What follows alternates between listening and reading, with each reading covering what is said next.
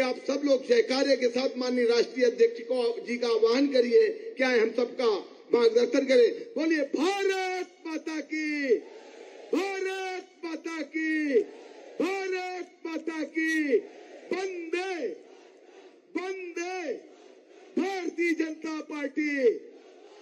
धन्यवाद।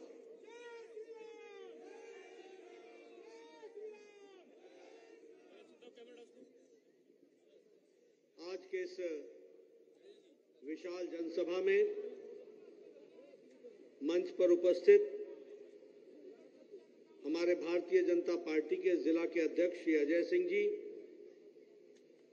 हमारे यहाँ के बहुत ही लोकप्रिय प्रत्याशी भाई राजेंद्र शुक्ला जी,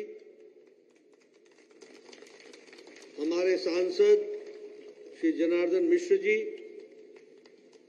हमारे जिला के प्रभारी श्री शशांक श्रीवास्तव जी, हमारे गूढ़ क्षेत्र के प्रत्याशी और विधायक नागेंद्र सिंह जी, वीरेंद्र गुप्ता जी, श्रीमती नीता कोल जी, जिला पंचायत की अध्यक्षा, अनिल पटेल जी, सम्मानित मंच और इतनी बड़ी संख्या में एकत्र आए देवी और सज्जनों और मीडिया के मेरे साथी, प्रिंट मीडिया, इलेक्ट्रॉनिक मीडिया के मेरे साथी,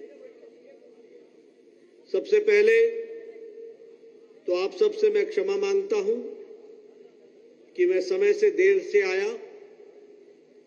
मैं चला तो समय पर था, पर आपने जगह जगह पर इतना स्वागत किया, इतना स्वागत किया और जगह जगह मुझे रुकना पड़ा, जिस कारण से मुझे देर हुई। और यहां भी इतनी देर से आने के बाद जो आपका मैं उत्साह देख रहा हूं, जो आप में उमंग देख रहा हूं, जो आप लोगों में चुनाव के प्रति एक आग्रह देख रहा हूं, वह मुझे स्पष्ट बता रहा है कि आपने राजेंद्र शुक्ला जी को फिर से विधानसभा में भेजने का तय कर लिया। मित्रों, मैं तालियों की आवाज से पहचान लेता हूं कि लोगों का मूड क्या है। और इसलिए मुझे मूड स्पष्ट दिखता है कि आपने भारतीय जनता पार्टी की विशुद्ध सरकार मध्य प्रदेश में बनाने का तय कर लिया है और 8 की 8 सीट रीवा की आपने भारतीय जनता पार्टी की झोली में डालने का मन बना लिया है। इसके लिए आपको बहुत बहुत धन्यवाद। मैं यहां आया हूं तो माता कालिका को, भगवान को मैं नमन करता हूं। मैं यहीं से मां विंध्यवासिनी जी को नमन करता हूं। मैं सभी स्वतंत्रता सेनानियों को नमन करता हूं जो रीवा की धरती से निकलकर उन्होंने देश की आजादी में अपना योगदान किया और देश को मजबूत बनाने में एक बहुत बड़ा इतिहास इस क्षेत्र का रहा है। अभी राजेंद्र शुक्ला जी जो चर्चा कर रहे थे, उन्होंने 15-20 मिनट में जो वक्तव्य दिया और बाद में जनार्दन जी ने भी जो कहा, उसकी गहराई को समझना चाहिए। और जब मैं गहराई कहता हूं तो उन्होंने कोई भी बात प्रमाण सहित किस तरीके से पिछले समय में रीवा के विकास में उन्होंने योगदान किया है, इसकी चर्चा की। जनार्दन जी ने कोरोना के समय में किस तरीके से भारतीय जनता पार्टी के लाखों कार्यकर्ताओं ने अपनी जान की चिंता बगैर किए हुए समाज की सेवा की, उसकी चर्चा की। मैं इसलिए कहता हूं कि भारतीय जनता पार्टी सिर्फ पार्टी नहीं है, सिर्फ राजनीति के लिए नहीं है, इसका समाज सेवा से भी लेना देना है। और समाज की सेवा करना यही परम लक्ष्य है। इसको हमको याद रखना है। और फिर मैं कहने के लिए नहीं कह रहा हूं, राजेंद्र जी ने आपके सामने अपना रिपोर्ट कार्ड रख दिया। क्या उन्होंने किया है, क्या वो करेंगे, क्या वो करना चाहते हैं, कैसे रीवा की तस्वीर बदली है, कैसे रीवा की तस्वीर बदल जाएगी, ये सारी बातें उन्होंने कही है। अब मैं इस मंच से आपसे पूछता हूं, है कोई कांग्रेस पार्टी का नेता लाल जो 2 वाक्य भी बता दे कि उसने 2 ईंटें लगाई हो इस रीवा की जनता के विकास में? 2 ईंट भी लगाई हो? लगाई भाई? पीछे से सुनना चाहता हूं, पीछे के बैठे हुए लोग, लगाई क्या? ये बीजेपी और कांग्रेस की संस्कृति का अंतर है। एक काम करने वाली पार्टी है, एक वो पार्टी है जो दिन रात आपके विकास के लिए सोचती है, और एक वो पार्टी है जो सरकार में आने के बाद वो लोगों की सरकार नहीं होती, वो परिवार की सरकार बनती है, वो जाति की सरकार बनती है, वो इलाके की सरकार बनती है, और हम सेवा करने के लिए आते हैं, वो मेवा खाने के लिए आते हैं। ये अंतर हमको समझना चाहिए। आज जब मैं आपके सामने खड़ा हूं तो आपको बताना चाहता हूं, अभी राजेंद्र जी ने कहा कि रेवा के, और मेरे को सच में देखने को मिला, रेवा की मार्केट को देख करके मुझे दिखा कि किस तरीके से लोगों की खरीद करने की ताकत बढ़ी है, किस तरीके से आज रीवा की शक्ल बदली है, और ये बदलती जाएगी, आगे ही विकास होता चला जाएगा, ये भी तय है। ये इसलिए हुआ क्योंकि प्रधानमंत्री जी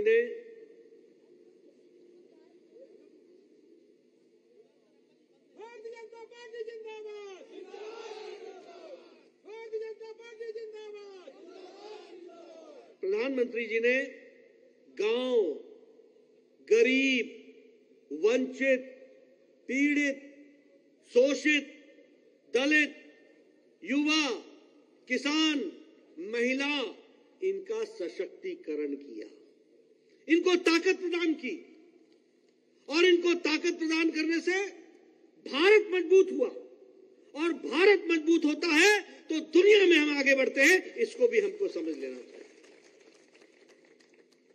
देखिए, जब कोरोना आया था तो हमारे कांग्रेसी नेता, बुद्धि से सीमित बुद्धि रखने वाले, पैकेज दो, पैकेज दो, पैकेज दो, पैकेज दो। ये कांग्रेसी पैकेज जानते हैं क्यों बोलते हैं? उस पैकेज में इनका हिस्सा होता है, इसलिए इनको पैकेज चाहिए। मोदी जी ने कहा हम पैकेज नहीं देंगे, हम अपनी जनता को मजबूती देंगे और उनके विकास के लिए हम काम करेंगे और उसको हम आगे बढ़ाएंगे। आज प्रधानमंत्री गरीब कल्याण अन्न योजना में 80 करोड़ जनता को 5 किलो गेहूं या 5 किलो चावल, 1 किलो दाल दे करके कोई भूखा भारत में सोएगा नहीं, इसकी व्यवस्था की। ये भारत मजबूत हुआ। और आपको मालूम है, कोरोना में जब ये प्रधानमंत्री गरीब कल्याण अन्न योजना में 80 करोड़ की जनता को यह अनाज दिया गया, तो उस समय मोदी जी के दिमाग में क्या था? मोदी जी के दिमाग में यह था कि जब 100 साल पहले महामारी आई थी तो महामारी से मरने वालों की संख्या से ज्यादा लोग भूखमरी से मर गए थे। इसलिए हमको सबको भोजन पहुंचाना है और कोई भूखा ना सोए, इसकी व्यवस्था करो। इसका फर्क जानते हैं क्या हुआ है? इसका फर्क ये हुआ है कि आज अंतर्राष्ट्रीय संगठन इंटरनेशनल मॉनिटरी फंड ये कहता है कि भारत में 13.5 करोड़ लोग, 12% से ज्यादा की आबादी गरीबी की रेखा से निकल गई है और वो ऊपर आ गई है, ये कहा जाता है। और इंटरनेशनल मॉनेटरी फंड ये भी कहता है कि भारत में अति गरीबी अब 1% से भी कम रह गई है। आपको जानकर खुशी होगी कि उज्ज्वला योजना में बताइए राखी के दिन 200 रुपए की सब्सिडी उन्होंने गिफ्ट दिया कि नहीं दिया, और उसके बाद 100 रुपए की सब्सिडी दी कि नहीं दी, और इसके साथ साथ 9.5 करोड़ उज्ज्वला गैस के कनेक्शन दिए गए, और मध्य प्रदेश में 82 लाख कनेक्शन दिए गए, और आपके रीवा में 2,85,000 गैस के कनेक्शन दिए गए। ये भी हमको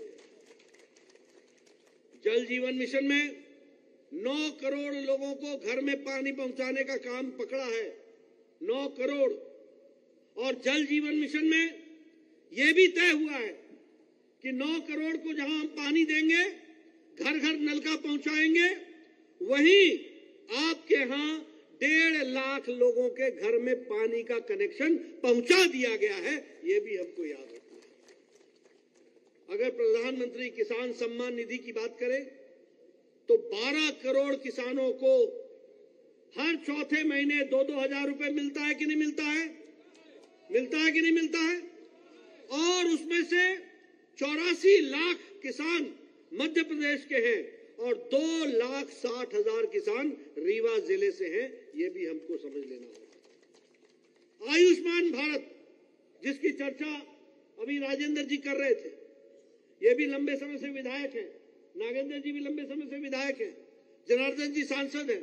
पूछिए इनसे, मोदी जी के आने के पहले हम चिट्ठी लिखा करते थे प्रधानमंत्री को, हम चिट्ठी लिखा करते थे मुख्यमंत्री को, मेरे इलाके में एक गरीब आदमी है, उसका बाईपास होना है, उसको 1.5 लाख रुपए चाहिए, कृपया अनुशंसा कीजिए। और हमको चिट्ठी आती थी, हमने आपको मुख्यमंत्री फंड से 1 लाख रुपए दिया है। हम कहते थे हमें 1.5 चाहिए, वो कहते थे 1 दिया है। अब उस 1 का हम क्या करें? वो लगाने लायक भी नहीं और जान बचाने लायक भी नहीं होता था। मोदी जी ने कहा आयुष्मान भारत 12 करोड़ 78 लाख परिवार, 50 करोड़ लोग, भारत की 40% की आबादी को, और ये गरीब लोग, रेड़ी वाला, फेड़ी वाला, रिक्शा वाला, ठेला वाला, बस का ड्राइवर, बस का क्लीनर, ऑटो ड्राइवर, टैक्सी का ड्राइवर, कूड़ेदान से प्लास्टिक इकट्ठा करने वाला व्यक्ति, बाल काटने वाला हमारा भाई, ऐसे गरीब लोगों को, 50 करोड़ लोगों को मोदी जी ने हर साल 5 लाख रुपए का इलाज की व्यवस्था की है। और मुझे याद नहीं, शायद 250 करोड़ रुपए मैंने रीवा को दिए थे सुपर स्पेशलिटी ब्लॉक के लिए। और आज आपको नागपुर नहीं जाना पड़ता। आज आपके भगवान न करे कोई बीमार हो, लेकिन अगर बीमार होता है तो उसके इलाज की व्यवस्था भी अब रीवा में हो रही है। यह भी हमको समझ लेना चाहिए। आपको जानकर खुशी होगी, सारी दुनिया में कोरोना की चपेट के कारण आर्थिक मंदी आई है। आपको जानकर के आश्चर्य होगा कि सारे दुनिया में यूक्रेन की लड़ाई के कारण आर्थिक मंदी आई है, लेकिन इसी आर्थिक मंदी में भारत मजबूती के साथ सबसे मजबूत अर्थव्यवस्था के रूप में खड़ा है। और दुनिया में अगर किसी को आशा है तो भारत से है। यह भी हमको याद रखना चाहिए। यह हमारी आर्थिक नीति का फर्क है। और आपको जानकर खुशी होगी कि भारत पिछले 9 सालों में 11वें नंबर से अर्थव्यवस्था हमारी ब्रिटेन को, जिन्होंने हमको 200 साल राज किया, उसको पछाड़कर आज 5वें नंबर की अर्थव्यवस्था बन गई है।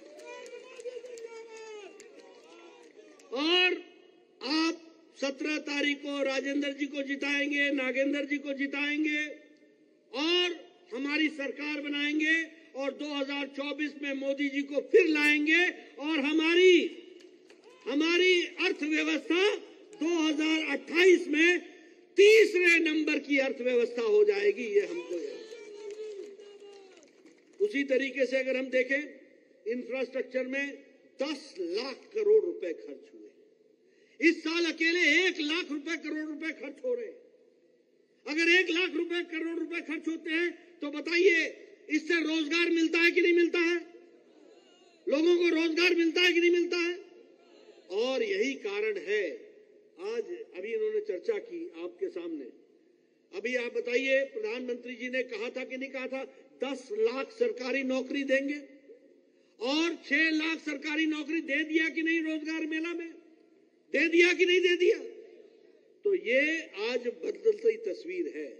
हाईवेज 50% हाईवेज हमारे बढ़े हैं। अब मैं मध्य प्रदेश की बात करूं, जो आप बोलते हैं ना बाजार में रौनक है, मध्य प्रदेश की प्रति व्यक्ति आय 10 गुना बढ़ी है, 10 गुना बढ़ी है।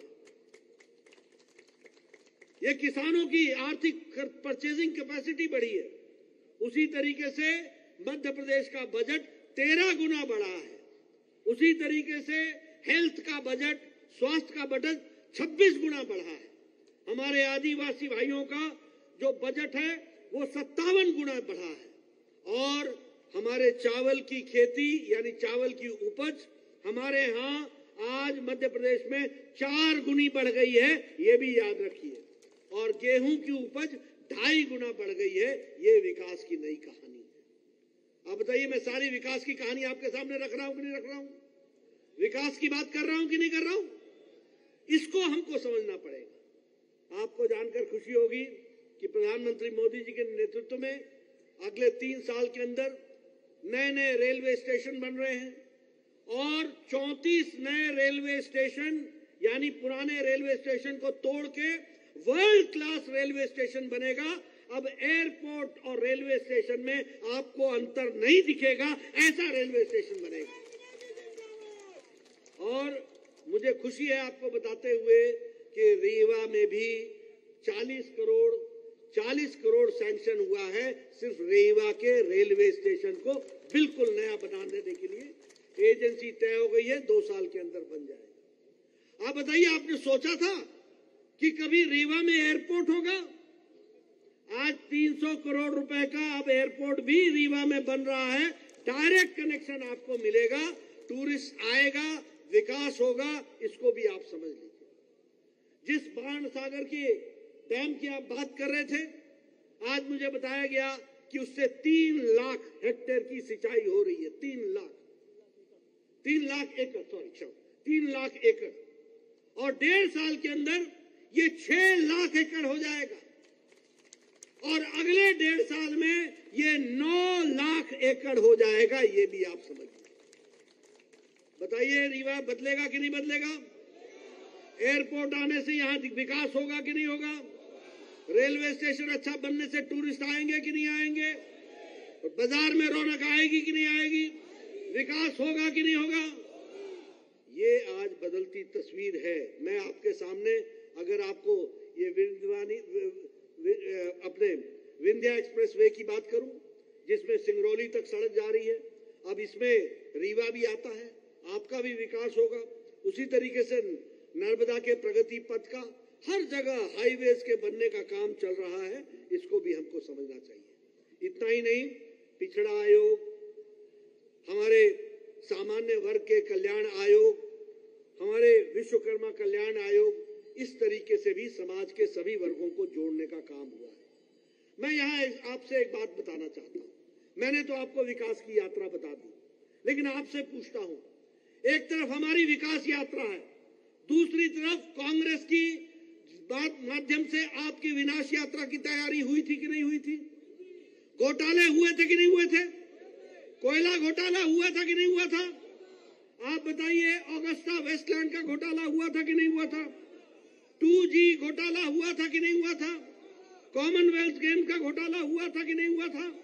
आप बताइए कि कमलनाथ ने कहा था कि नहीं कि 10 दिन में किसानों का कर्जा माफ होगा, और आज 11 लाख किसान, 11 लाख नहीं 12 लाख किसान डिफॉल्टर हो गए कि नहीं हो गए?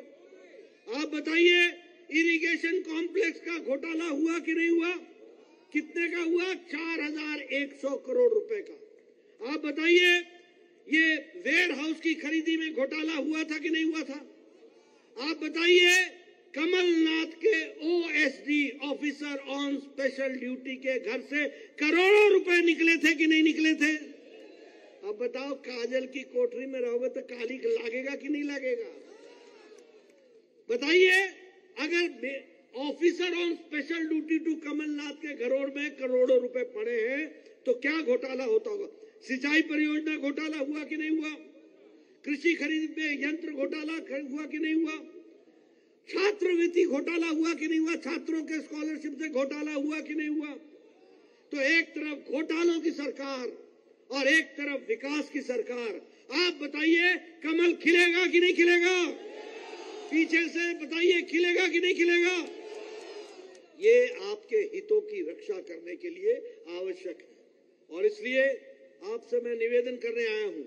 एक तरफ घोटालेबाज, हर तरीके का घोटाला, हर तरीके का भ्रष्टाचार, हर तरीके का निकम्मी सरकार का योजन, और एक तरफ काम करने वाली सरकार है। और इसलिए, और राजेंद्र शुक्ला जी आप जानते हैं, लंबे समय से राजनीति में है, आपके साथ जुड़े रहे हैं कि नहीं जुड़े रहे हैं? विकास किया है कि नहीं किया है? इनको आपका आशीर्वाद मिलेगा कि नहीं मिलेगा? मिलेगा ना?